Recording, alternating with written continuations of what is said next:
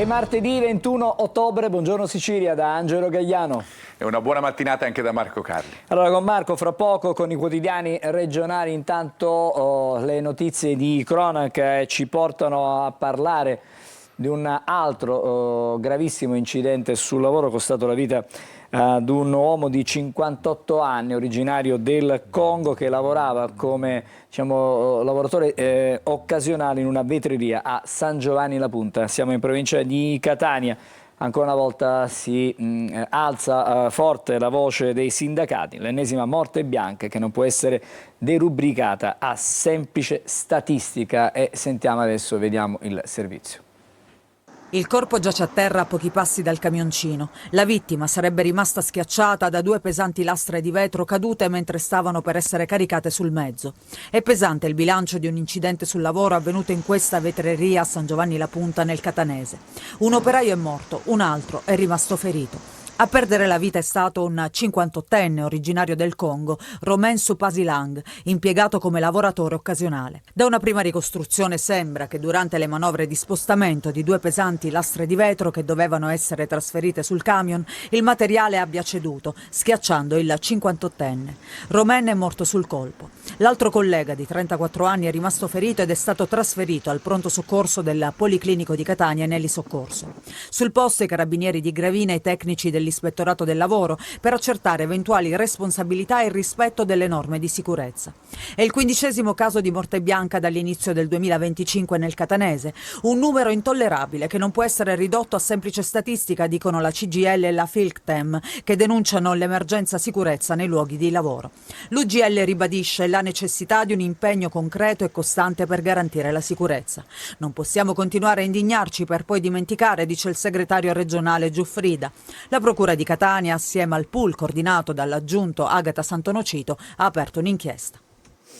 Subito da Marco per leggere dai giornali l'ennesimo caso di morte sul lavoro, come abbiamo visto ieri nel Catanese, ma ormai tutta la Sicilia spesso ci racconta di questi drammi. Sì, un vero e proprio flagello, se così possiamo chiamarlo, che non si può ridurre ai semplici numeri. Andiamo subito sulla Sicilia di Catania, perché il richiamo in prima lo troviamo nei titoli sotto la testata, 15ª vittima nel 2025 nel Catanese, muore al lavoro schiacciato dall'asta di vetro, ferito un collega. Andremo poi sulla pagina interna della Sicilia, ma intanto vi facciamo vedere che chiaramente la notizia trova spazio su tanti quotidiani regionali, fra cui ad esempio la Repubblica Palermo, operaio schiacciato dalle lastre di vetro, indagine sulla sicurezza, e andando all'interno dell'articolo leggiamo: solo 7 dei 15 incidenti mortali verificatisi nell'anno in corso sono stati resi noti all'opinione pubblica. Non è invece facile conoscere i dettagli legati agli altri incidenti, sebbene tutti regolarmente registrati dall'INAIL. La pagina interna invece della Sicilia con questo titolo nelle pagine regionali del quotidiano catanese: la tragedia sul lavoro, perde la vita schiacciato da una lasta di vetro. L'operaio, l'abbiamo sentito anche nel servizio di Emanuela Corsi, originario del Congo, era impiegato in una ditta di San Giovanni La Punta. Del tema se ne occupa ovviamente anche il nostro sito, la Sicilia Web, che riporta la foto della persona che è morta, incidente in vetreria, Romain, così si chiamava, morto a 58 anni, appunto nella periferia di Catania, San Giovanni La Punta. La vittima è un operaio occasionale, originario appunto della Repubblica che si trova in Africa. A te, Angelo. Sì, Marco, adesso andiamo a Favara, siamo nell'Agrigentino. Ieri l'ultimo saluto a Marianna Bello, la giovane mamma dispersa nel nubifragio dello scorso 1° ottobre, che è stata trovata senza vita dopo 18 giorni di ricerche. Favara ha dato l'ultimo commosso saluto a Marianna Bello, la giovane mamma di 38 anni travolta dalla furia dell'acqua il 1° ottobre scorso e trovata senza vita dopo oltre 2 settimane di ricerche. Nel giorno di lutto cittadino la Chiesa Madre ha accolto parenti, amici e tantissima gente. In prima fila il marito, le sorelle, il papà e la mamma di Marianna. Fra i presenti, oltre a tanti sindaci del territorio, anche i rappresentanti delle forze dell'ordine, della protezione civile e dei vigili del fuoco, protagonisti delle lunghe operazioni di ricerca. La cerimonia è stata presieduta dall'arcivescovo di Agrigento Alessandro Damiano. La vita non è tolta ma trasformata. Allora, se vogliamo la parola, ma che non è parola di uomini, è parola di Dio, e che anche la signora Marianna, che è Marianna, è stata trasfigurata e vive nella Pasqua eterna. All'uscita dalla chiesa il lancio di palloncini bianchi con la scritta Marianna vive. Accanto al dolore anche la consapevolezza che la comunità favarese non chiede solo conforto spirituale ma verità. La famiglia ha chiesto tramite il legale l'apertura di un'inchiesta per accertare eventuali responsabilità. Per questo ci sono le autorità competenti. La Procura di Agrigento ha avviato accertamenti per chiarire ogni aspetto della vicenda. E Marco, anche questa è una notizia però che ai giorni nostri insomma, ci lascia un pochettino attoniti, perché morire per una pioggia, vabbè sì, torrenziale, quello che è, però ormai si ripetono anche queste morti con una certa frequenza. Diciamo che sono similari le notizie che abbiamo dato, seppur drammaticamente diverse, e così le trattano anche i quotidiani, con la Sicilia che va sulle parole dell'arcivescovo. L'abbiamo visto anche nel servizio di Davide Sardo, con una punta di commozione nel finale del suo intervento, ma si è commosso molto l'arcivescovo durante mentre parlava alla famiglia e ai fedeli durante il funerale. Tutti noi come Marianna avremmo cercato riparo, anche l'arcivescovo si commuove ricordando la donna. Siamo sulla Sicilia e sulle pagine di Agrigento, il funerale a Favara, e questa è la parte del testo che vi facciamo vedere ancora meglio. Si è commosso anche lui, l'arcivescovo, interrompendo 2 volte la predica preparata per l'ultimo saluto alla madre di 3 figli. Lo ricordiamo, e fa bene anche il quotidiano a ricordarlo, una vicenda conclusa nel modo più drammatico che ha sconvolto non solo la comunità locale ma l'intera provincia agrigentina, e ieri è stato appunto il giorno del dolore e del lutto cittadino a Favara, con le tante domande che ci si pone e che hai posto anche tu, Angelo, sulle motivazioni che possono portare a morire per una pioggia seppur torrenziale. Sì, la fragilità del territorio è uno dei temi, uno degli argomenti. Adesso voltiamo pagina, perché parliamo di un sequestro particolare, anomalo se volete, perché oltre al contrabbando delle sigarette classiche, cioè le bionde, adesso ci sono le bionde elettroniche, e ieri la Guardia di Finanza di Palermo ha effettuato un sequestro di prodotti pari a 11 milioni di pezzi per un valore diciamo davvero importante sul mercato. Sentiamo. C'è un nuovo contrabbando, una volta erano le bionde, adesso i nuovi prodotti da fumo. A Palermo scatta il blitz contro un giro illegale di sigarette elettroniche. La Guardia di Finanza ha sequestrato, fra sigarette, cartine e filtri, 11 milioni di pezzi per 770 kg. I prodotti, se messi sul mercato parallelo illegale, fruttavano 1 milione di euro. È emerso che un unico importatore di Partinico rifornisse tanti negozi di oggettistica e articoli per la casa. I finanzieri, seguendo le consegne effettuate dall'importatore, hanno scoperto anche 11 esercizi commerciali nel centro di Palermo che vendevano senza alcuna licenza, in totale evasione d'imposta sui consumi. I militari hanno notato la presenza di poche scatole esposte per la vendita di prodotti da fumo, in alcuni casi anche nascoste sotto i banconi, mentre il grosso dei prodotti veniva conservato in magazzini nelle vicinanze dei negozi, pronti per essere venduti. I titolari degli esercizi commerciali sono stati denunciati, le attività segnalate all'Agenzia delle Dogane e dei Monopoli per le sanzioni che prevedono anche la chiusura dei negozi. Scoperto così che ai canali ufficiali, che avevano come clienti le rivendite di tabacchi, c'era un vero e proprio mercato parallelo con a capo società gestite da extracomunitari. Allora, c'è questo nuovo mercato parallelo a quello delle sigarette di contrabbando classiche, adesso arrivano anche quelle elettroniche, ormai insomma, contraffatte. Diciamo nuova così. legge e altro inganno, no? si potrebbe dire, però andiamo invece con serietà a vedere l'articolo sulla pagina di Palermo della Sicilia con l'operazione della Guardia di Finanza, le sigarette elettroniche illegali, sequestrati 770 kg di merce, leggiamo appunto sul quotidiano della Sicilia, sequestrati 770 kg di prodotti, l'evasione avrebbe danneggiato l'erario per 120.000 euro. I prodotti arrivavano a un grosso importatore di Partinico e poi in parte finivano nei tabaccai, gli unici che dal 2020 sono autorizzati, ricordiamolo, a vendere articoli da fumo. Un alto flusso di merci invece era più sotterraneo e sboccava su 11 attività commerciali gestite invece da stranieri, soprattutto negozi di articoli per la casa e di oggettistica varia. Angelo. E adesso siamo a Catania, quindi da Palermo veniamo a Catania perché sono state riscontrate gravissime carenze igienico-sanitarie e alimenti non tracciati. Non è la prima volta che avviene nei controlli che vengono effettuati dai reparti specializzati del NAS. Hanno riscontrato, come detto, queste irregolarità in 3 attività commerciali.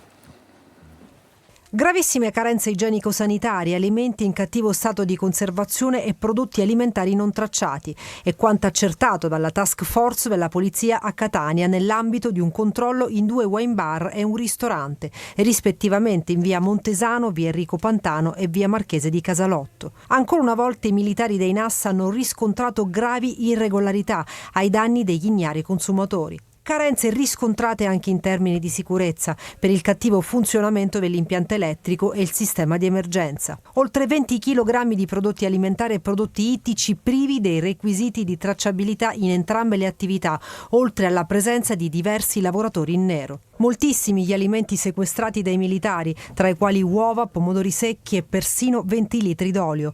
Oltre 24.000 euro le sanzioni combinate. E allora vediamo con Marco l'approfondimento sui giornali e poi completiamo anche la rassegna stampa regionale. Esattamente, anche questo, Angelo, è un tema che ritroviamo spesso, non certo tragico come quelli precedenti, ma è un tema che spesso ricorre sui quotidiani e come notizia che trattiamo nei telegiornali. Cibo non tracciato e lavoro nero in 2 wine bar e in un ristorante. Siamo sulle pagine interne del tomo di Catania della Sicilia. Ci sono le notizie che avete sentito nel servizio di Desiree Ferlito. Contestualmente i veterinari dell'ASP hanno sequestrato vari prodotti alimentari privi dei requisiti di tracciabilità, fra i quali uova, pomodori secchi e persino 20 litri di olio, applicando appunto una sanzione di 1.500 euro per questi 3 esercizi commerciali. Andiamo adesso nuovamente a dare uno sguardo invece alle prime pagine dei quotidiani regionali, partendo dalla Sicilia di Catania. Vi abbiamo fatto vedere innanzitutto il titolo che riguardava la prima notizia di cui abbiamo trattato in questa rassegna stampa, cioè la morte sul lavoro dell'operaio congolese schiacciato da una lastra di vetro con un collega ferito. Ma siamo sulla Sicilia per farvi vedere ovviamente anche gli altri titoli che riguardano imprese e porti, con la Sicilia regina d'Italia, pensate, una corsa dell'economia, l'isola è al top per nuove imprese e Ragusa è prima assoluta, batte Roma e Milano. Gli scali marittimi in testa per il petrolio, ora puntano sul gas dell'East Med e poi ci sono le notizie di natura nazionale, ne parleremo fra poco nella rassegna stampa dedicata appunto alle questioni nazionali e internazionali, l'assalto al bus di tifosi nel Reatino contro il bus del Basket Pistoia, fermati 3 ultra di estrema destra, l'autista ucciso era quasi in pensione. Altro tema che ritroveremo sulle pagine dei quotidiani nazionali è questo, il gran rifiuto di Sinner di partecipare, per chi non lo sapesse, alla Coppa Davis. Tutti sanno che cos'è la Coppa Davis, una sorta di campionato del mondo per il tennis. Il rifiuto della convocazione da parte di Sinner è tanta polemica. Ma non è la prima volta, correggimi Marco, qualche altra volta era era già accaduto, no? Ma ha anche spiegato la motivazione Sinner, dicendo che una settimana di preparazione in più può servire per affrontare al meglio la prossima stagione. Lo sappiamo, il tennis viaggia di anno in anno, non sono le stagioni calcistiche, per cui l'inizio della stagione del tennis è a gennaio con gli Australian Open, e dove Sinner deve allenarsi, e dice che una settimana in più può servire anche per questo. Restiamo sulle prime pagine dei quotidiani regionali per andare invece sulla Gazzetta del Sud, perché troviamo dei titoli che riguardano soprattutto la provincia di Messina. Guardate questo, l'ambiente, Messina va giù, perse 17 posizioni nel rapporto ecosistema urbano 2025, la città precipita all'85° posto. Non è una novità purtroppo vedere nelle classifiche le città siciliane negli ultimi posti, ma Messina era un po' più avanti, adesso è precipitata fino all'85°. Bene solo la qualità dell'aria e il trasporto pubblico, in Sicilia la migliore è Ragusa, le peggiori, ma questo era un po' da aspettarselo, considerando che sono praticamente ormai delle metropoli, sono Catania e Palermo. Gazzetta del Sud. La prima invece del Giornale di Sicilia, spesso dedicata, anche questa volta così, alle questioni dei dirigenti regionali, della politica in sé. Regionali via le trattative sui rinnovi dei contratti, pronti 42 milioni per i funzionari, altri 8 per i dirigenti. Anche in questo caso troviamo dei richiami allo sport, con il bilancio del Palermo al secondo posto, e ancora la rinuncia di Sinner. Questo sul Giornale di Sicilia. Aperture, scusate, completamente diverse che troviamo sui vari quotidiani regionali, perché su Repubblica invece ci si concentra sulla sanità e andiamo a vedere i pazienti emigrati per cui raddoppia la spesa, e questo è il titolo che vediamo. Zaia che attacca la Sicilia sugli ospedali e Schifani che tace, e dunque all'interno del quotidiano La Repubblica di Palermo andiamo a trovare proprio il tema di cui si discute in apertura. Come abbiamo visto, appunto, aperture completamente diverse sui 4 quotidiani regionali più importanti. Restiamo su Repubblica. Il terremoto politico legato alla sanità. Non sarebbe la prima né l'ultima volta, soprattutto in questi anni. Zaia che attacca, Schifani che tace, la Lega che dice il tema è reale. Si accendono i toni sullo scontro a distanza tra i 2 governatori. San Martino è una questione complessa che riguarda tutte le giunte, ma in realtà di che cosa si sta parlando? Di questi viaggi della speranza, poi senza fine, in un anno un budget raddoppiato. L'Isola ha chiuso il 2024 con un saldo passivo di 247 milioni di euro. Un anno prima il disavanzo era di circa 139 milioni. 8 volte su 10 la mobilità è frutto di una scelta obbligata più che di libera preferenza. In sintesi, si va dove si sa che ci si può curare. Questo dove c'è un servizio. Esattamente, dove c'è un servizio, e questo è il tema del contendere e poi anche della polemica politica che viene fuori dalla sanità. Ricordiamo sanità che certamente non ha attraversato un anno splendido, per usare un eufemismo, nel 2024, e continua un po' così su questa falsariga anche nel 2025. Cambiamo completamente argomento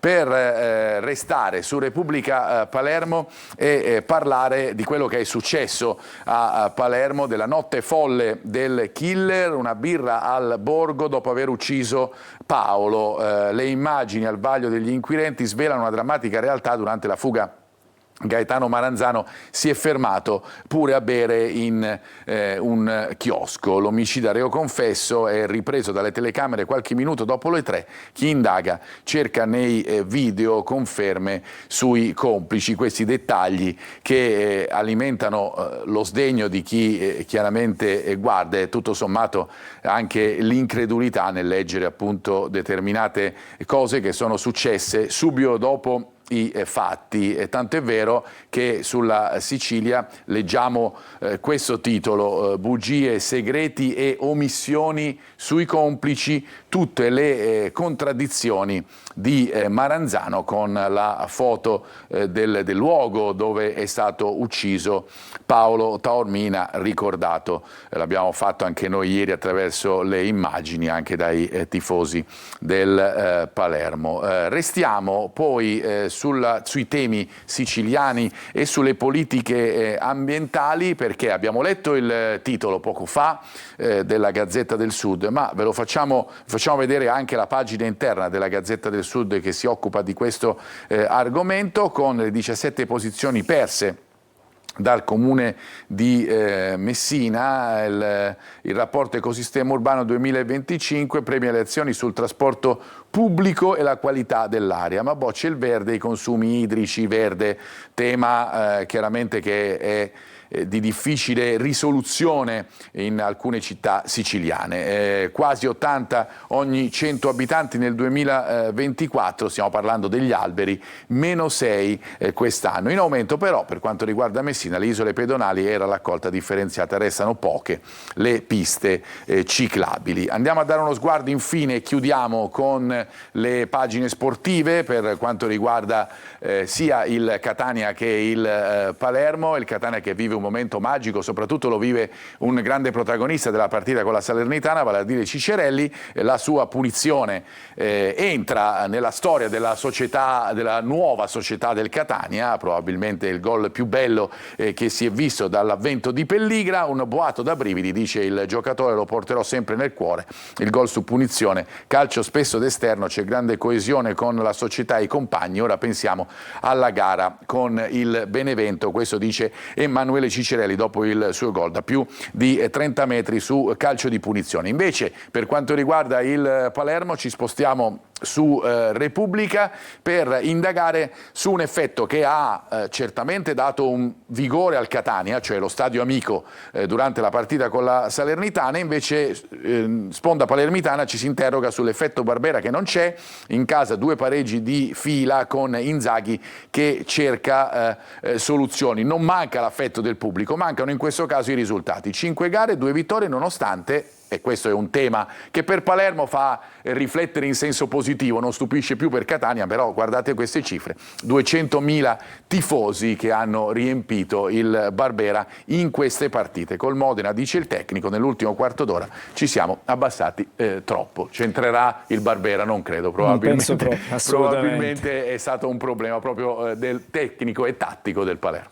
Grazie Marco, grazie. Fra poco torniamo da te per leggere insieme i quotidiani nazionali. Intanto adesso diamo lo sguardo al traffico, che è piuttosto intenso stamattina, come possiamo osservare in queste nostre immagini che arrivano da via Vincenzo Giuffrida. Siamo a Catania, sia in direzione sia in entrata che in uscita dalla città. Il traffico sembra comunque piuttosto intenso. Da via Vincenzo Giuffrida adesso siamo sulla circonvallazione viale Odorico da Pordenone. Anche qui ci sono file e colonne. L'orario di punta chiaramente è quello tipico del grande traffico, è in direzione Policlinico, in direzione Mister Bianco, proprio all'altezza del Tondo Gioieni c'è sicuramente più traffico, ma mi pare di poter dire che c'è più coda proprio in direzione Mister Bianco. Adesso invece vediamo questa splendida cartolina dell'Etna, stavolta in tutta la sua maestosità. Vediamo anche un po' di vento, oggi la giornata sembra piuttosto ventilata. E allora abbiamo visto l'Etna questa è una prospettiva più catanese, diciamo così. Adesso siamo a Taormina, il golfo di Taormina, e l'Etna che invece continua a fumare, attività di degassazione al mattino, e quasi sempre mattina a sera si osserva, ma è bello vedere comunque questa splendida cartolina, questa splendida immagine. Adesso noi ci fermiamo, una brevissima sosta, il tempo di riprendere fiato, e poi sono i quotidiani, quelli nazionali, con Marco Carli.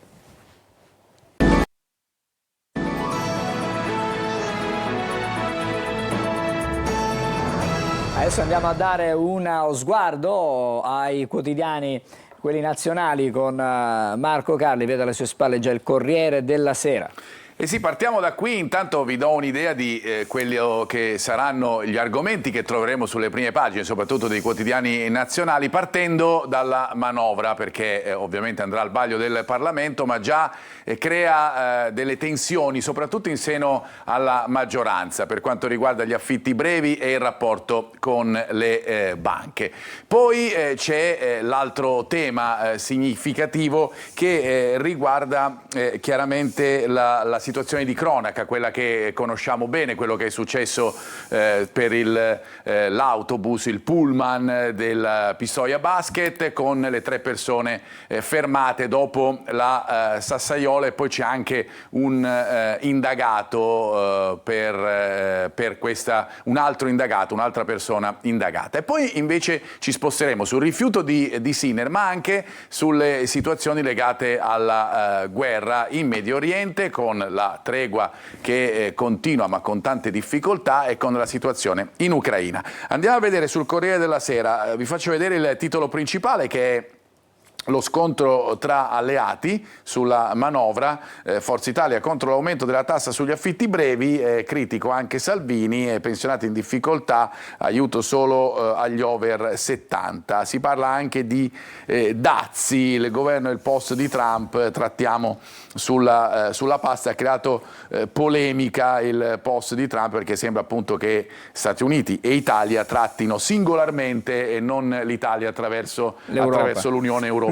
Questo è il tema del contendere. Gaza parla Abu Mazen, ci stiamo preparando, ANP al posto di Hamas. E poi l'altro tema, quello dell'autista ucciso, il povero autista che appunto era prossimo alla pensione, 3 fermati, si indaga su ultra di estrema destra. Vi dicevo, c'è un'altra persona indagata per favoreggiamento. Marco, su questa storia degli ultrati interrompo, perché c'è un'agenzia ANSA che parla di 180 tifosi del Napoli che sono stati arrestati a Eindhoven, dove il Napoli giocherà la partita di Champions. Quindi insomma allora, ti faccio vedere, Angelo, proprio la pagina dell'ANSA, che troviamo appunto su internet, ansa.it, con i disordini a Eindhoven, arrestati 180 tifosi del Napoli. Sembra per la situazione legata all'assembramento. Ci sono delle disposizioni ovviamente legate a questo nelle partite europee. A Eindhoven giocherà il Napoli stasera contro il PSV, fermati anche 4 della squadra di casa, 4 tifosi della squadra di casa. Stasera la squadra di calcio partenopea appunto sfiderà quella locale nella terza giornata di Champions League. Fra parentesi, una partita importante per il Napoli, che finora ne ha persa una e ne ha vinta una, per tentare di entrare nell'8 delle 8. Diciamo che non è un bel biglietto da visita. Questo gioco di parole, però certamente questo non è un bel biglietto da visita, e si ricollega un po' a quello di cui parlavamo in precedenza. Andiamo attraverso le pagine del Corriere della Sera a fare un po' il quadro della situazione che troviamo sia per quanto concerne la politica estera, sia per ciò che succede a casa nostra. Ad esempio appunto la notizia di quello che è successo sulla superstrada con la Sassaiola nei confronti del pullman del Pistoia Basket, autista ucciso, fermati 3 ultra, 2 sono vicini all'estrema destra, il mattone contro il bus dei tifosi del Basket Pistoia, chat e spedizione punitiva dopo la gara, con appunto queste persone che si sarebbero nascoste proprio al bivio, per poi incominciare questa Sassaiola con poi un sasso che è andato a colpire quest'uomo, che è morto subito dopo. Andiamo invece sulle questioni e sui temi di politica internazionale, con Trump che manda Vance in Israele, cresce il pressing su Netanyahu. Oggi il vicepresidente arriva appunto in Israele dopo la visita dei 2 emissari di Trump, Kushner e Witkoff. Obiettivo è appunto quello di salvare la tregua, una tregua per il momento molto fragile sulla striscia di Gaza. A proposito proposito di fragilità c'è poi il rapporto con l'Oriente europeo, quello della guerra russo-ucraina, con i paesi dell'Unione Europea che pensano di non rivolgersi più alla Russia per il gas, verso l'addio al gas russo, con Zelensky che dice: a Budapest si è invitato, attenzione, a Budapest c'è un summit importante per tentare di capire come porre fine magari alle ostilità anche in Ucraina. Il no di Slovacchia e Ungheria, ma i ministri approvano ora il negoziato con il Parlamento. Vi dicevo delle differenti aperture, per cui ci sono tanti quotidiani che decidono di aprire sulla manovra, per esempio Repubblica con questo titolo: scontro sugli affitti brevi, manovra aumenta la tassa sugli Airbnb, proteste in maggioranza, si riapre il dossier banche, Mattarella lancia un allarme intanto sull'Europa, c'è chi vuole delegittimarla e invoca una reazione, ma in tal senso chiaramente è molto importante riuscire a trovare delle soluzioni per quanto riguarda la manovra. Anche il Presidente della Repubblica ha invitato il Parlamento a trovare delle soluzioni, perché fondamentalmente stiamo parlando della legge di bilancio della nostra nazione, dell'Italia. Sul Sole 24 Ore, chiaramente quotidiano economico, non si poteva non aprire con la manovra e con la legge di bilancio e con le notizie che troviamo legate anche ai numeri, dall'IRPEF alla casa, ecco le novità, con i maxi interessi sulla rottamazione. La legge di bilancio, il taglio per 12,5 milioni di contribuenti, sconti fino a 37 euro al mese. E stamattina, Marco, scusami se ti interrompo, ne parliamo proprio a Buongiorno Sicilia, parleremo della manovra e quindi magari le novità. Sei sempre sul pezzo. Quasi sempre. No, sempre siamo presenti. Ed è una notizia certamente che fa discutere, lo vediamo appunto Angelo sui vari quotidiani, perché ognuno ha un'apertura diversa. C'è chi si concentra sulle difficoltà in seno alla maggioranza, c'è chi invece, come Avvenire, guarda a quello che potrebbe essere un futuro prossimo legato alla manovra, ad esempio il pacchetto famiglia, tutte le misure dai coefficienti figli e prima casa, insomma quello che veramente interessa alle persone, capire come riuscire in momenti di contrazione, come sono in anni di contrazione come questi, a riuscire a risparmiare qualche soldo in più. La maggioranza si divide sull'aliquota per gli affitti brevi e poi questo è un po' il tema che troviamo su Avvenire. Vi dicevo però, non è solo la manovra, l'apertura dei vari quotidiani, perché ci sono tanti quotidiani che decidono di aprire invece con la cronaca, con quello che è successo, con ciò che è successo dopo l'assalto al pullman dei tifosi del Pistoia Basket, con i 3 fermi nella tarda serata di ieri, la nuova persona indagata e la necessità per il Rieti Basket di giocare a porte chiuse per le prossime partite di Serie 2 in attesa della fine delle indagini. In cella gli ultra del Rieti, qui siamo sul Messaggero, che hanno ucciso con una pietra il secondo autista del bus del Pistoia. Indagato un quarto tifoso, sono legati ad ambienti di estrema destra, recuperata appunto la chat del gruppo dove ci sarebbe poi tutta l'organizzazione di quello che è stato fatto. Tanto è vero che sul resto del Carlino è vero che si apre comunque con la manovra, ma la notizia che fa più effetto è quella legata appunto a ciò che è successo vicino a Rieti. Vergogna, questo è il titolo: assalto al bus dei tifosi del Pistoia Basket, i figli dell'autista 65enne ucciso dicono siamo distrutti dal dolore. Meloni parla di gesto vigliacco, si indaga sul ultra di destra del Rieti, 3 fermati per omicidio volontario. Vi dicevo che le aperture non sono solo legate appunto sia alla manovra che a quello che è successo nel Reatino, ma ad esempio sul Manifesto troviamo il titolo su Gaza: la guerra dopo, 100 palestinesi uccisi in 10 giorni e 153 tonnellate di bombe sganciate domenica. Insomma, e questa è o dovrebbe essere la tregua che va certamente rinforzata in Medio Oriente, ma si parla anche invece di ciò che succede in Europa, l'abbiamo detto, Ucraina e Russia, con il summit di Budapest. Allora il Riformista si interroga. se questo è un mediatore. Si parla di Orban, i rubli a Budapest e gli euro. Se Orban ospiterà il summit per l'Ucraina, dovrà uscire dalla zona d'ombra in cui tanti lo confinano. A proposito di zona d'ombra, e vado a chiudere, tanti si sono concentrati su questo post che riguarda i rapporti fra Stati Uniti e Italia, l'hanno fatto molti quotidiani. Qui siamo proprio sul Fatto Quotidiano. Trump chiama, e questo è il titolo, Meloni è più lontana da Kiev. Slitta il 13° pacchetto di aiuti militari, niente fondi per garantire l'esproprio dei beni russi, assist agli Stati Uniti anche col no ai cinesi. Ritorna sui temi legati al rapporto fra Stati Uniti e Italia per chiudere anche l'unità. Questo è il titolo che troviamo. Trump che smaschera Meloni, sta trattando sotto banco con me alle spalle dell'Europa. Non ha detto questo, ma il senso che dà l'unità al messaggio di Trump è proprio questo. Benissimo, grazie Marco. Da te torniamo più avanti nella nostra trasmissione di stamattina. Intanto noi ci fermiamo, c'è una pausa, il tempo di fare arrivare in studio i primi ospiti della mattinata di Buongiorno Sicilia, fra pochissimo.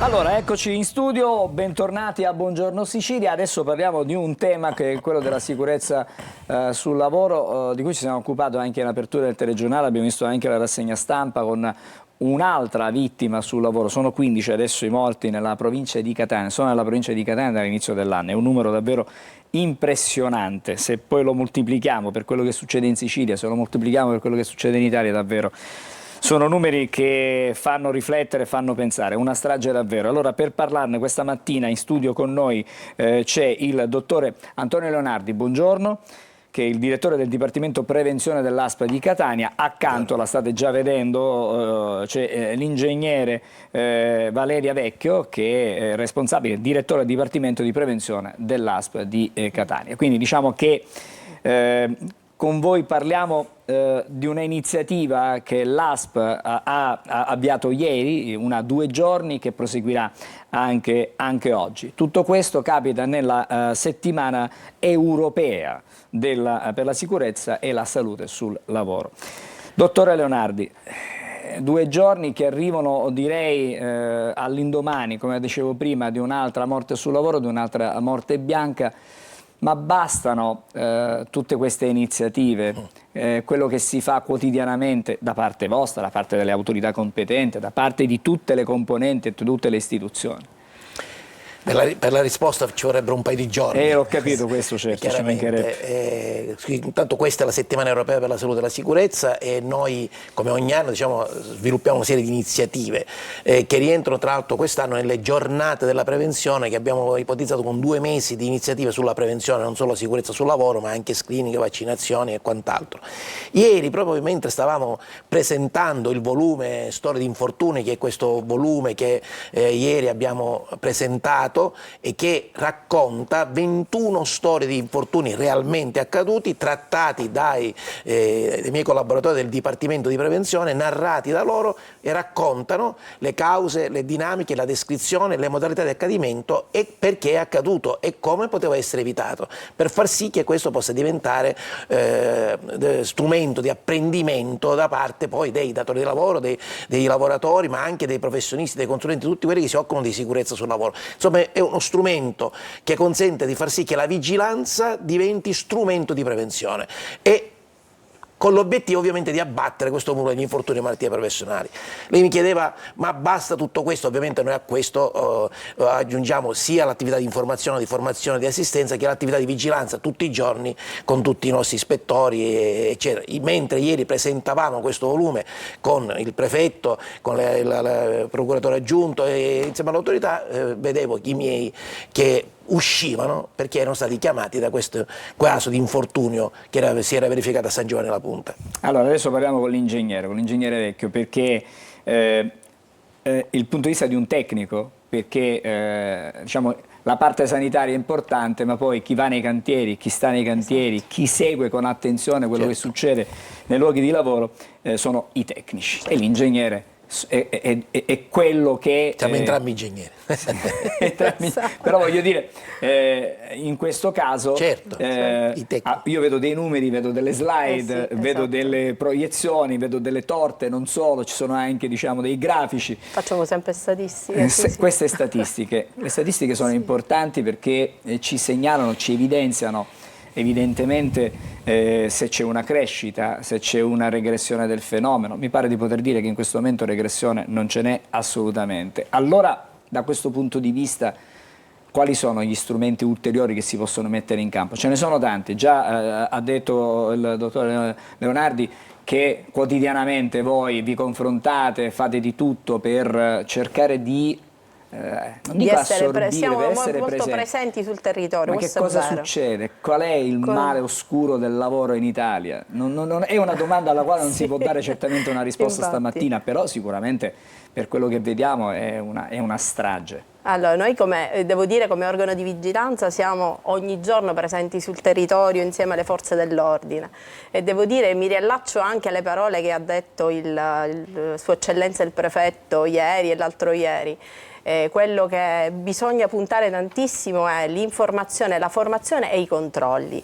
Di controlli ne facciamo parecchi.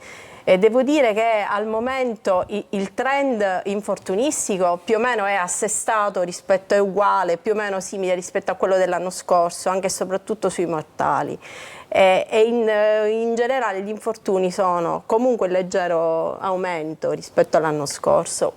Noi siamo presenti sul territorio, siamo tanti, diciamo, ci siamo un po' rimpinguati rispetto all'anno scorso.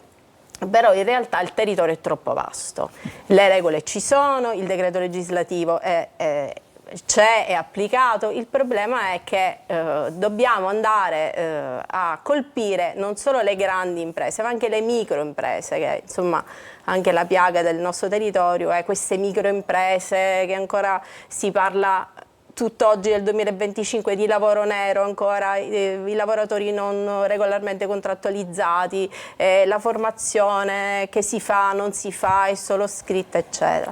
Devo dire che anche come ASP siamo molto impegnati nelle scuole.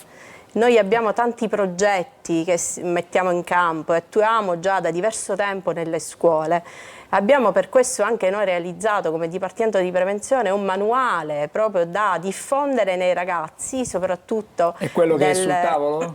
No, il manuale non c'è perché è online sul nostro sito. Basta collegarsi al sito www.aspct.it e si può accedere a questo manuale. È un manuale di semplice consultazione che si offre come spunto all'interno della classe per accendere dibattiti fra docenti e alunni. Ma questo già è importante perché si comincia già dall'età la sicurezza inizia dai banchi di scuola, questo è stato sempre il nostro slogan, l'abbiamo sempre detto e lo portiamo avanti con tanta diligenza, con tanta proprio e per questo attenzione. Domani noi nell'ambito della 2 giorni abbiamo organizzato una rappresentazione teatrale rivolta alle scuole, appunto. Io volevo arrivare proprio a questa diciamo a questa rappresentazione che prende spunto proprio dal volume che avete presentato ieri e che ci avete fatto vedere stamattina. Sì, 3 di queste storie reali appunto sono state messe in scena da una compagnia a cui abbiamo affidato l'incarico per farle diventare appunto spettacolo teatrale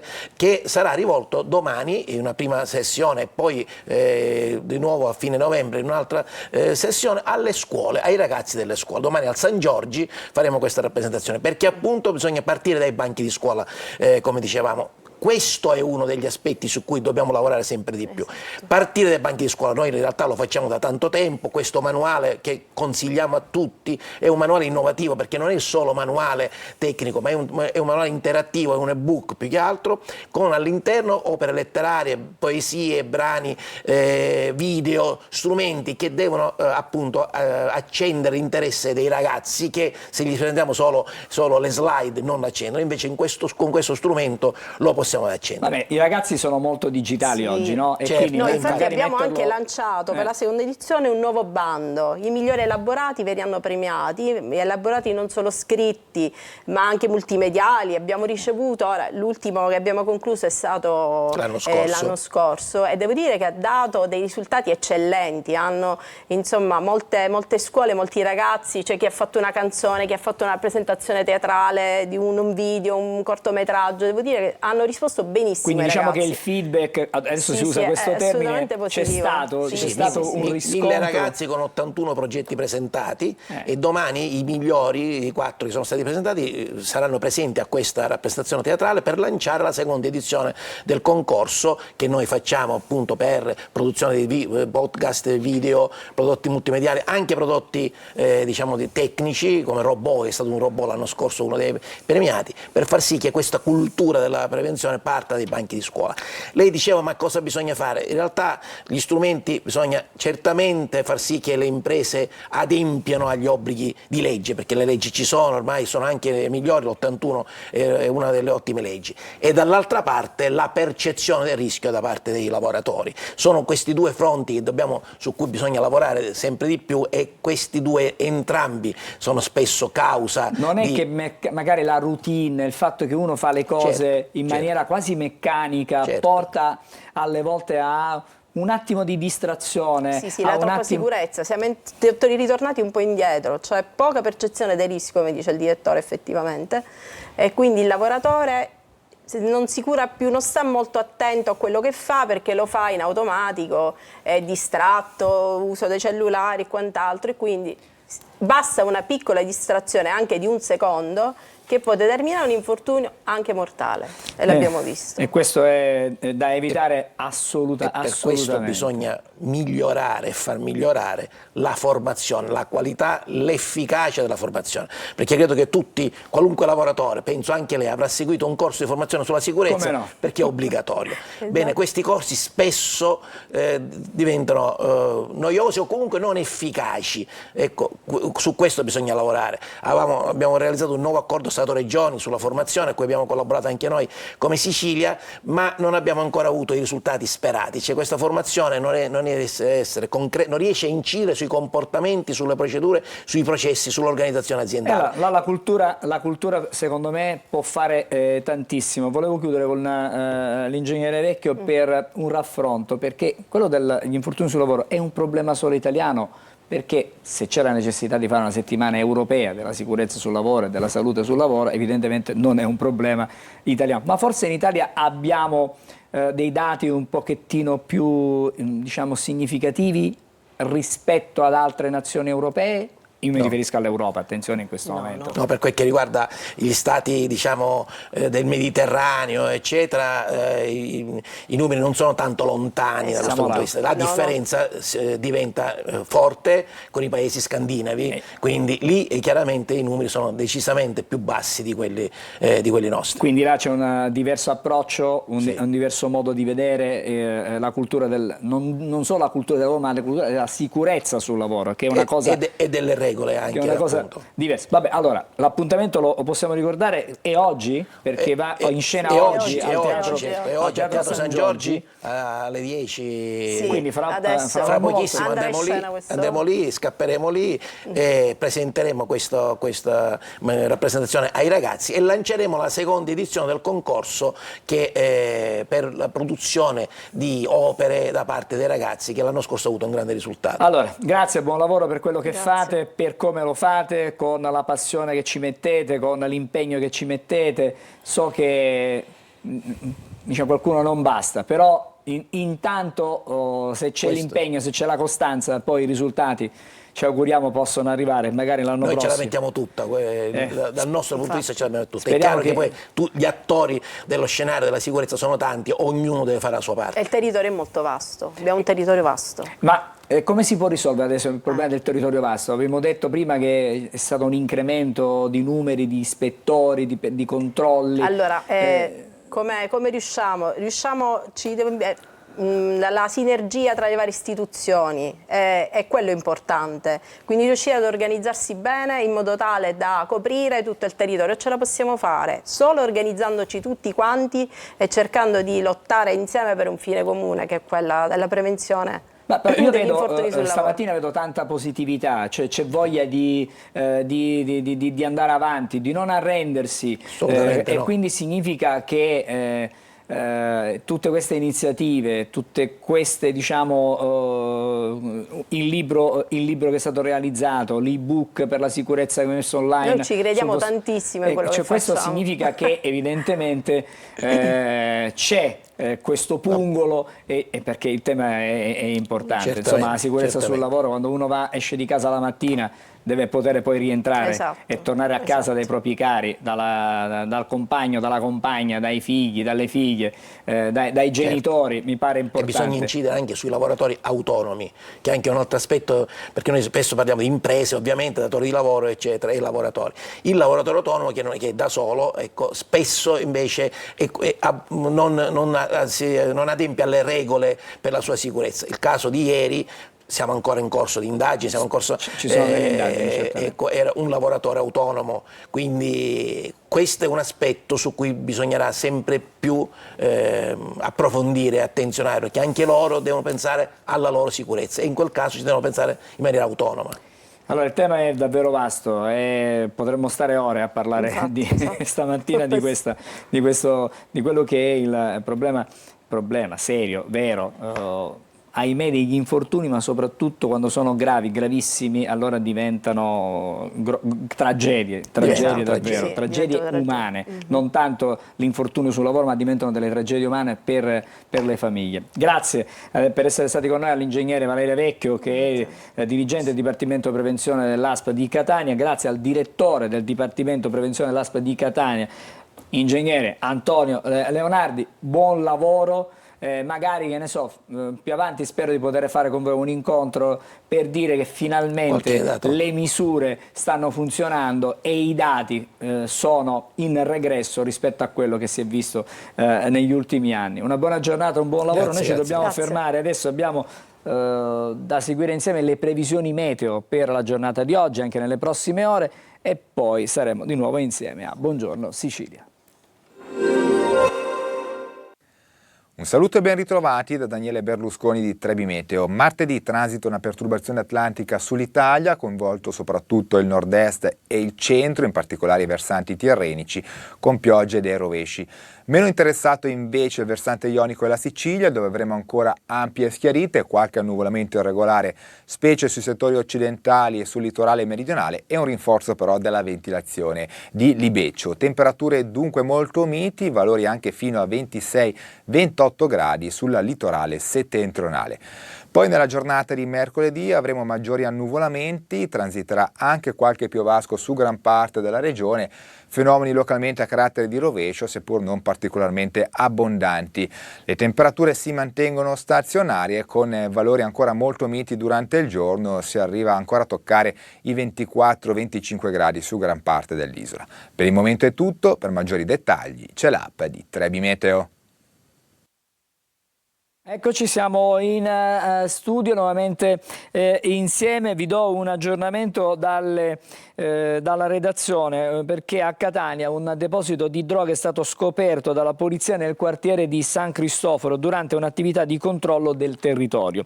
È stato arrestato un uomo di 45 anni catanese per traffico di sostanze stupefacenti. È stato trovato con 30 kg di marijuana custodita in buste sottovuoto da circa 1,5 chilogrammo l'una per un valore di circa 300.000 euro. Particolari, altri aggiornamenti nel corso della giornata nei nostri telegiornali. Adesso io chiedo alla regia, perché vedo 2 collegamenti attivi, se mi indicano. Andiamo da Sergi allora, quindi a Catania, Edoardo Sergi, per parlare di ZTL, di Castellorsino e di cosa sta succedendo. Buongiorno a Edoardo Sergi, buongiorno anche al suo ospite nella nostra mattinata. Con lui c'è Pierluigi Reale, che è il presidente di FIAPET Confesercenti Catania. Buongiorno Edoardo. Buongiorno Angelo, ci troviamo proprio in piazza Federico Di Sveve al Castellorsino perché vogliamo capire cosa sta succedendo con questa ZTL. Ti ricorderai benissimo, no? Nella scorsa primavera noi eravamo proprio qui a parlare di quelli che sono gli esercizi commerciali in zona e della ZTL che sarebbe cambiata in estate. Ora con questa nuova ordinanza, che però il sindaco dice che in verità è una vecchia ordinanza, si ritorna all'orario invernale, cioè praticamente dei giorni feriali qua sarà aperto di notte, cioè soprattutto dalle 19 all'1 di notte al traffico, non si potrà parcheggiare, però ecco, la notizia è che sarà aperto, non di fine settimana, quindi possiamo dire, vicepresidente, che cambia tutto per poi non cambiare nulla sostanzialmente. Guardi, era già tutto previsto, le risponderei semplicemente, perché noi fin dall'inizio avevamo prospettato questa soluzione. Noi come FIAPET Confesercenti Catania abbiamo più volte, abbiamo anche depositato una proposta all'amministrazione, ma evidentemente l'amministrazione ha ritenuto di seguire il proprio pensiero e quindi di sperimentare, purtroppo sulle spalle dei commercianti, questa visione di questo quartiere, di questa zona, di questa piazza. Nessuno è scevro da responsabilità, le responsabilità ce le hanno i commercianti che si sono inizialmente disinteressati e poi non hanno seguito le nostre indicazioni quando abbiamo detto loro di monitorare le perdite che avrebbe generato questa soluzione prospettata e poi realizzata dall'amministrazione. Come vi dicevo, l'amministrazione ha scelto di avere più rimorsi che rimpianti e questo non fa bene né all'amministrazione né tantomeno ai commercianti locali. Noi l'avevamo detto, probabilmente l'ascolto di chi come noi vive il territorio attraverso i propri associati e ne ascolta le lamentele, ne ascolta le necessità, ne ascolta le richieste, probabilmente in termini di concertazione dovrebbe portare a una maggiore attenzione verso le associazioni di categoria. Questo a cosa ci porta? Ci porta ad avere per un anno in parte rovinato alcune di queste attività commerciali. Adesso si ritorna a una vecchia ordinanza, le direi una cosa per un'altra se le dicessi che questa ordinanza la conoscevamo, ma sicuramente questo passo indietro ci fa ben sperare per ulteriori possibili nuove iniziative dell'amministrazione. Chiediamo di essere un po' più ascoltati, visto che viviamo il territorio, magari non direttamente dal sindaco, magari dai suoi consulenti o da chi lo consiglia o da chi si prende poi la briga di scrivere dei progetti, scrivere delle cose che, se non supportate dalle infrastrutture adeguate, porta a dover fare dei passi indietro che inevitabilmente poi fanno dubitare anche dell'amministrazione. Però ecco, parliamo di dati oggettivi, perché è soggettivo, diciamo, che può essere bello la ZTL o meno bella, questo diciamo poi è un'opinione del sindaco e di chi decide. Sappiamo che no, in Europa si tende sempre un po' a pedonalizzare quelli che sono i centri storici, però oggettivamente quanti, diciamo, esercizi commerciali sono chiusi, quanti ristoranti, perché qua sappiamo che ce n'erano alcuni storici che però si sono trasferiti verso il centro della città dove magari è più possibile parcheggiare. Allora la domanda intanto, quanti sono stati i centri, diciamo, i negozi chiusi, e poi è una questione culturale quella catanese o meno? Cioè è solo qua che succede questa cosa perché non si riesce a parcheggiare vicino o è un problema più difficile da spiegare? No, guardi, questa è una città dalle 1000 sfaccettature, conseguentemente fare un passo verso un miglioramento è sempre una cosa positiva. Questo però deve essere corredato da infrastrutture come ad esempio i parcheggi adeguatamente vicini rispetto a zone periferiche come questa. Altrettanto... Perché questa è un po' una zona lasciata a se stessa, vero? Ma guardi, lasciata a se stessa, io anche questo sarebbe troppo generalistico parlare di una zona lasciata a se stessa. La città purtroppo ha vissuto per tanti anni una disattenzione e un'assenza di senso civico che l'ha penalizzata.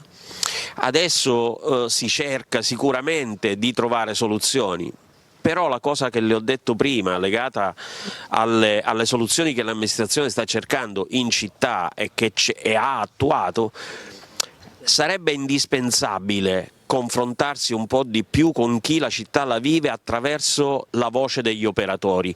Io non so darle un numero preciso di quante attività commerciali si siano trasferite o abbiano cessato la loro attività.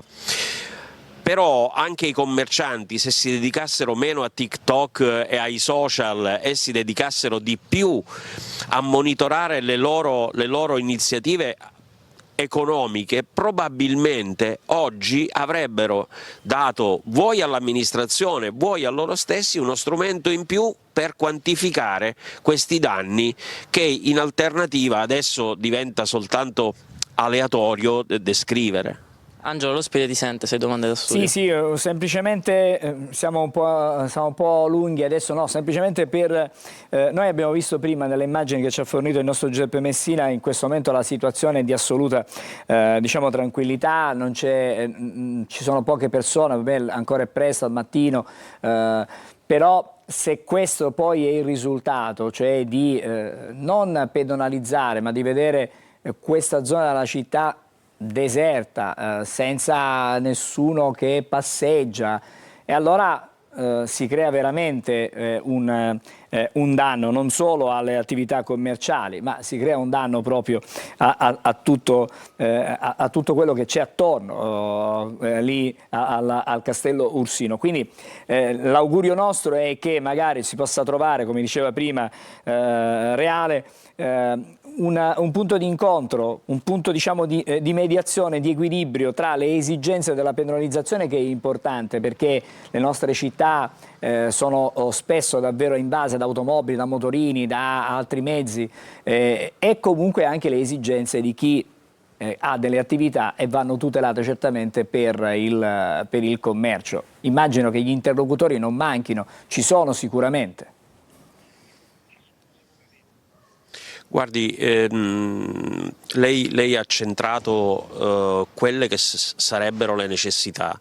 Io le aggiungo che se dotassimo questa città anche di un piano di mobilità pedonale con tutte quelle che sono le adeguate segnaletiche e gli adeguati modi che in altre nazioni vengono utilizzate, probabilmente riusciremmo anche a indirizzare le persone che, se lei in questo momento dovesse andare verso gli archi della Marina, troverà una quantità indefinita di turisti che non sanno se andare a destra, a sinistra, in su, in giù, verso gli archi, sotto gli archi o addirittura andare verso Viale Africa. Comprende che senza qualcuno che li stradi verso le parti storiche della città o qualcosa diventa complicato, ma questo diventa complicato anche per noi cittadini che viviamo la città quotidianamente, e se oggi non vede nessuno è proprio perché probabilmente ancora la gente non ha preso atto di questa nuova situazione. Grazie. Angelo, ringraziamo il nostro ospite Pierluigi Reale, a te. Sì, grazie a Edoardo Sergi, grazie a Pierluigi Reale, e noi adesso ci fermiamo, una breve sosta. Vedo già in collegamento con noi il prossimo ospite della nostra mattinata, l'avvocato tributarista Salvatore Marino. Con lui parleremo della nuova manovra della finanziaria, in maniera così detta semplice per tutti noi, che il governo sta mettendo a punto. A fra pochissimo.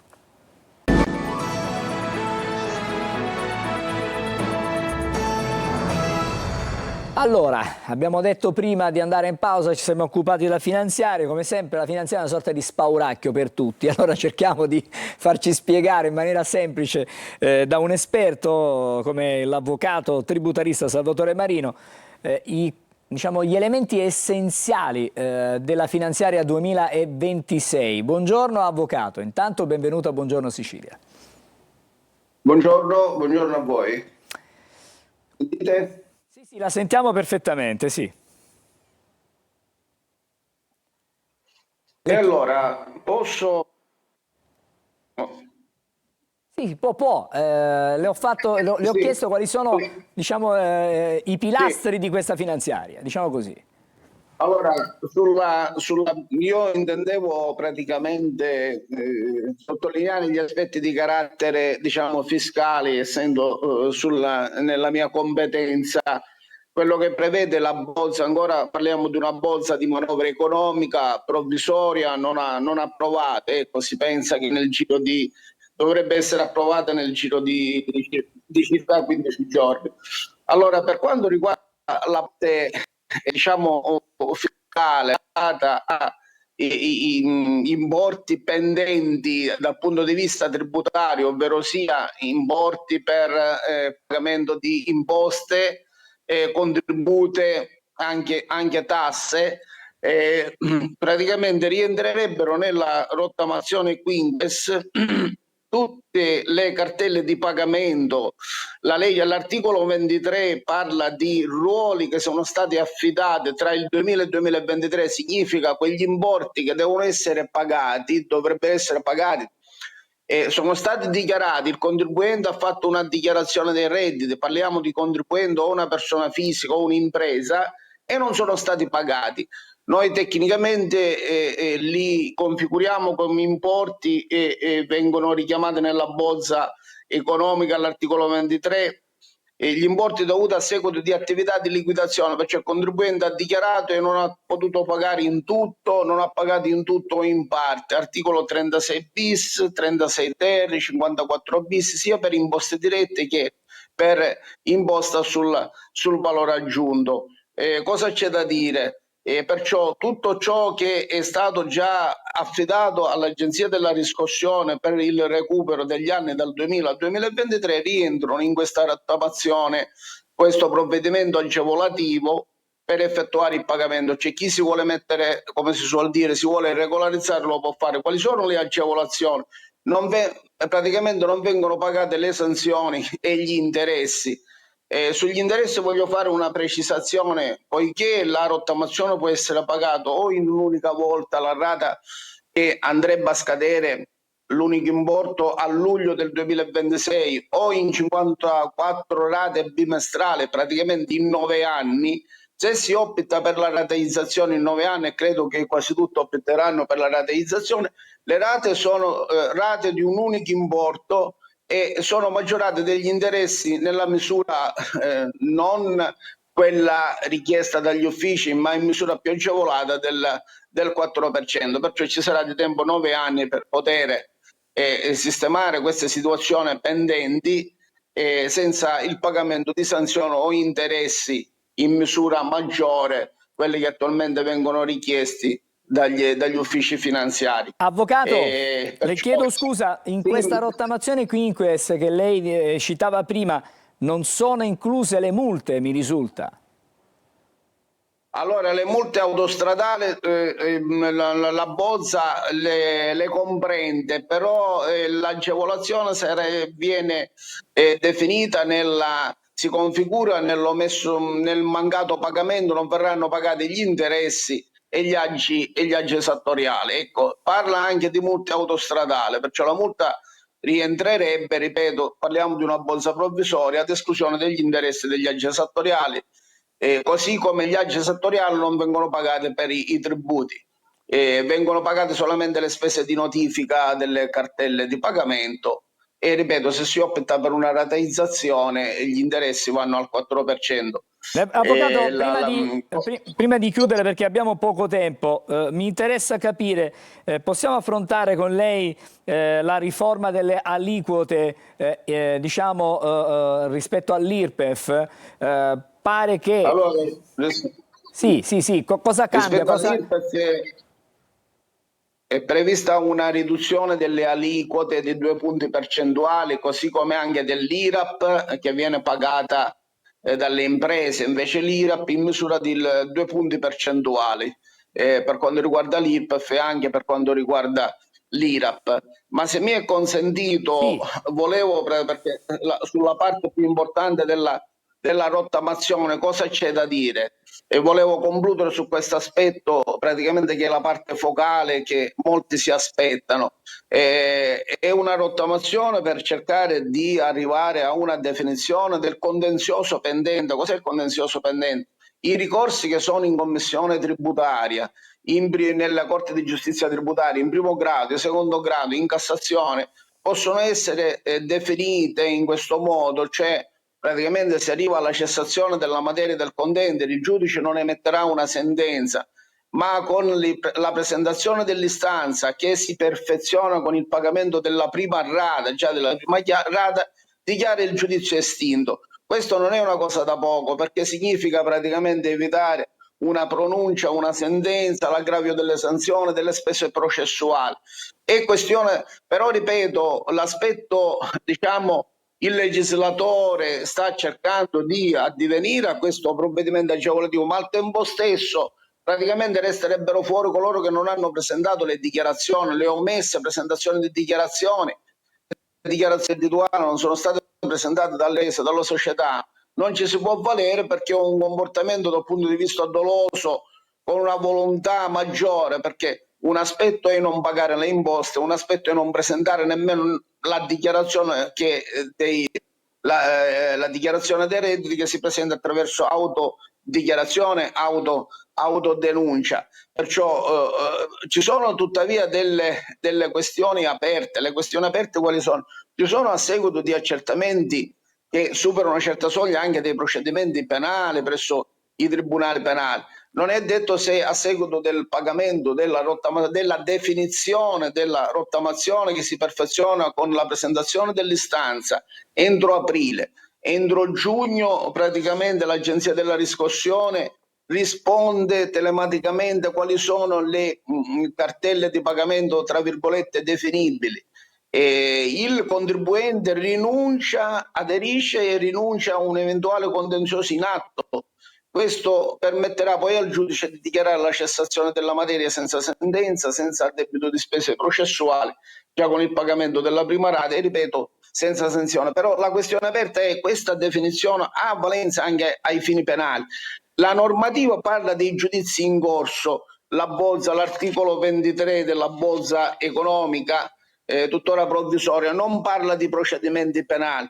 Aggiungo che la giurisprudenza della Corte di Cassazione già ha fatto rilevare che il perfezionamento della rottamazione cosiddetto quater, e perciò anche sulla quinter ci sarà lo stesso orientamento, comporta è una causa di esclusione della punibilità anche ai fini penali. L'ha previsto per cause ben maggiori, dove ci sono delle false dichiarazioni, ci sono fatture false, per cui l'omesso pagamento, che è un'attività di liquidazione a seguito di presentazione della dichiarazione, diventerebbe un adempimento meno diciamo illegittimo sotto questo punto di vista. Avvocato, le chiedo scusa, il nostro tempo purtroppo è limitato. Abbiamo capito che ci sono discorsi molto, diciamo, tecnici anche da affrontare. Magari in altre circostanze e con più tempo, con più tranquillità, potremmo approfondire proprio questi aspetti che sono delicati, molto delicati rispetto alla materia di cui stiamo parlando. Noi la ringraziamo per il suo intervento questa mattina a Buongiorno Sicilia. Grazie all'avvocato Salvatore Marino, avvocato tributarista. Abbiamo parlato di manovra, ma abbiamo parlato anche di tanti risvolti legati alla manovra, e da un punto di vista sanzionatorio, e da un punto di vista degli interessi, e da un punto di vista anche delle eventuali pendenze penali. Approfondiremo il tema. Grazie, buongiorno per essere stato con noi. Se mi è permesso, volevo salutare, sono anche un professore dell'Istituto Insolera di Siracusa, i ragazzi sicuramente sono collegati e colleghi a Ragione dell'Istituto in Solera, dove insegno economia aziendale. Sono degli argomenti relativi alla disciplina che è connessa alla materia, diciamo, di insegnamento. Allora saluti ai ragazzi e ai suoi studenti, noi ci fermiamo ma voltiamo assolutamente pagina adesso, perché da temi certamente molto complicati adesso qualcosa di più leggero con l'oroscopo di Marco Amato. Parte la sigla.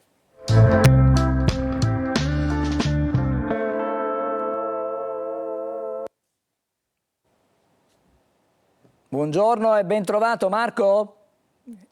Buongiorno, ci sono. Buongiorno. Ecco, benissimo. Buongiorno. Allora, temevo non ci fossi. Di che cosa parliamo stamattina?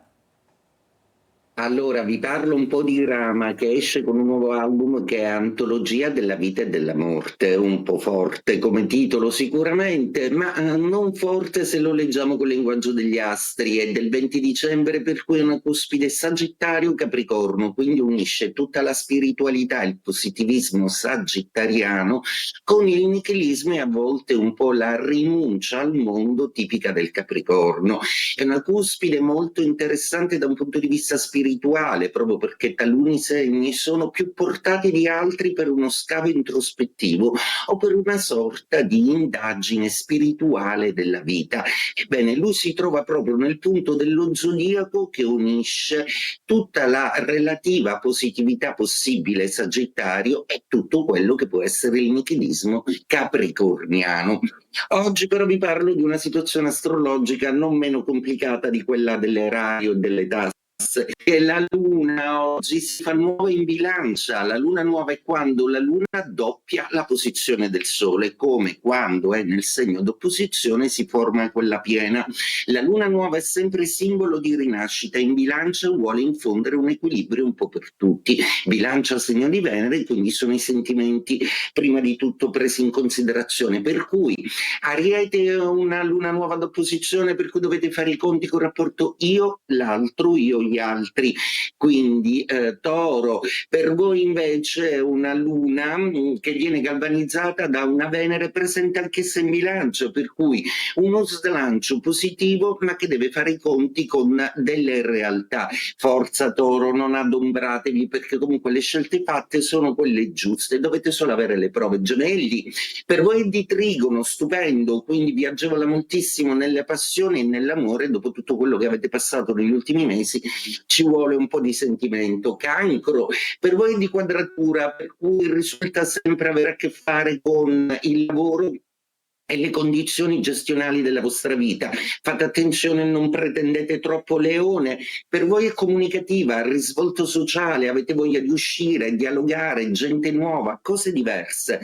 Vergine, per voi è una luna nuova di seconda casa, per cui la vedete proprio davanti a voi. Ora c'è bisogno di incamerare qualcosa di oggettivo, arrivano soldini e notizie concrete per il futuro.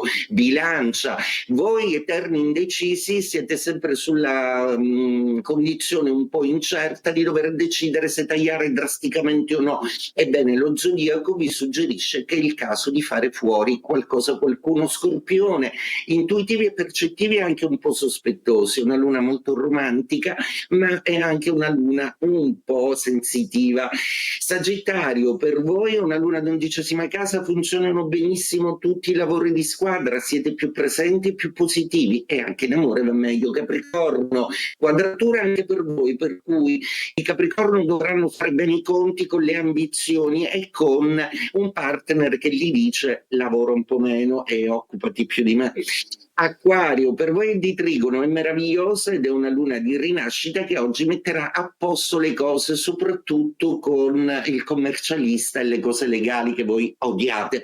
Pesci, per voi è una luna molto distante, una luna che però vi fa pensare che qualcosa ancora non funziona come vorreste, per cui oggi è una giornata di supervisione attenta. E detto questo, saluto tutti e vi auguro una buona giornata. Buongiorno Sicilia. Grazie Marco, a domani. domani con i tuoi consigli, con le stelle per tutti noi. Adesso invece vado da un altro Marco, Marco Carli, che ci racconta invece di sport, perché vedo la Gazzetta dello Sport. Sì, parliamo di stelle, in questo caso parliamo di stelle dello sport. Ne abbiamo parlato già prima, nella prima parte della nostra rassegna stampa. Soprattutto si parla di Sinner. Ieri il tema è stato questo, il grande rifiuto, così l'ha chiamato qualcuno, di Sinner alla nazionale per quanto riguarda la Coppa Davis. E la Gazzetta dello Sport fa un appello al numero 2 del mondo, dice: Sinner, ripensaci, il no all'Italia in Davis fa discutere, rinuncia sofferta, dice Sinner, l'ho vinta 2 volte, in effetti è vero. L'Italia l'ha vinta nelle ultime 2 occasioni, mi serve più riposo.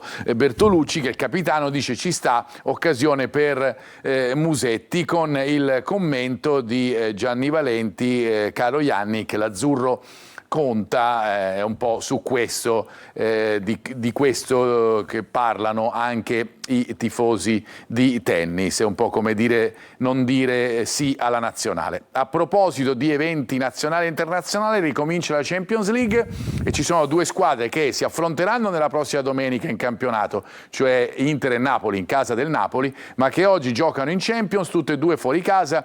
L'Inter in Belgio, con la possibilità probabilmente di far giocare dal primo nuovamente più Esposito, perché manca ancora Thuram, e dall'altra parte invece il Napoli di De Bruyne. È l'ora del gol nelle ultime 3 trasferte, solo KO. Conte nella tana del PSV, ne abbiamo parlato prima per la situazione legata ai tifosi, per la svolta e per provare ad entrare fra le prime 8 migliori d'Europa. Grazie allora a Marco Carli. Ci fermiamo qui con Buongiorno Sicilia, che torna domani puntuale alle 8 del mattino. L'augurio a tutti voi di una buona giornata.